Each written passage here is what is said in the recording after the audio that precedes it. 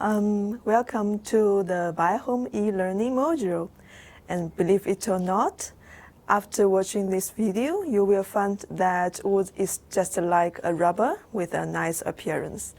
I'm Hanzhou, and in this video, I'd like to give you a general picture about the mechanical properties of wood, especially the mechanical strength. We'd like to just answer some simple questions about what are the common mechanical properties is, and how could the wood structure affect the mechanical properties. So, as we all know that strength is usually related to the structure of the material. So let's look at the wood structure first. Wood is an anisotropic material, so that means wood present different properties according to different aspects. So this is the fiber direction, and along the fiber direction we call it parallel to grain, and across the fiber direction we call it perpendicular to grain. So before we start to discuss about the mechanical properties, we need to keep these two directions in mind. So let's repeat again these two different directions. Along to the wood grain is the parallel to grain, and across the wood fiber direction is perpendicular to grain. So we have already mentioned a lot about mechanical properties. So I guess you want to know what exactly the mechanical property is. So mechanical properties is so there's a definition of the mechanical property of wood. And its fitness and ability to resist applied or external force. So in short, mechanical properties represent wood's response to force or stress. So imagine a wood block in your hand, and how could we investigate its strength? And do you know how strong it is? So there are some parameters used to express mechanical strength, such as tensile strength, compressive strength, and bending strength, and also shear strength. So first, let's talk something about tensile strength.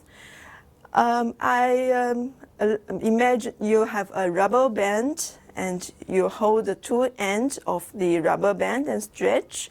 So it's just like the same tensile strength of wood parallel to grain. And of course, it's also possible to tensile the strength perpendicular to grain. So tensile strength is in the direction of the grain is usually 10 to 20 times stronger than the perpendicular to the grain. So next should be the compressive strength. This is we usually test the compressive strength parallel to the grain. And it means by the loading of a block of wood parallel to grain until it breaks. It's usually most important for columns, props, and posts. And the next is bending strength. And bending strength means by loading a block perpendicular to the grain. It's usually reversed as the strength of the timber as a beam. But do you know why isn't bending strength parallel to the grain? Because if a force is loaded parallel to grain, it should be the compressive strength or tensile strength. So last, of the common mechanical properties is the shearing strength. And shearing strength is application of strength from two opposite directions, causing proportions of wood to move in parallel but opposite directions. And shearing strength is most important in the case of beams and slabs. So we have already know what the common strength, mechanical strength is, but how to evaluate it. There are some definitions need to be remembered. First, stress and strain. Stress is a physical quantity that expresses the internal force per unit area. And the strain is the deformation of the wood due to the stress. Next should be the elasticity and plasticity.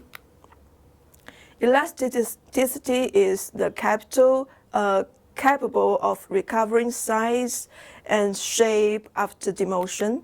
And plasticity is much more easier because it's just includes all of the behavior after beyond elasticity. So right now we'd like to introduce a tool to describe the mechanical properties. This is the stress-strain curve. So for example, this is the bending stress-strain curve of the spools. A vertical axis is stress and the horizontal axis is strain. And this typical stress-strain behavior for wood shows elastic and plastic. But what is elastic and plastic behavior? Before that, we'd like to introduce the proportional limit. It is the point up to that stress is directly proportional to strain. And there, of course, is the yield point. This yield point is close to the proportional limited usually, and yield point is how much stress wood can take before it demotes permanently. And stress beyond the yield point is plastic. So let's make a summarize. What we have learned today is some definitions, tensile perpendicular to grain, parallel to grain, stress, strain, elasticity, plasticity, and what are the common mechanical properties of wood, such as tensile strength, compressive strength, bending strength, shear strength, and of course, and how we learned about how to describe stress-strain curve, of course. So that's all for today. Thank you very much.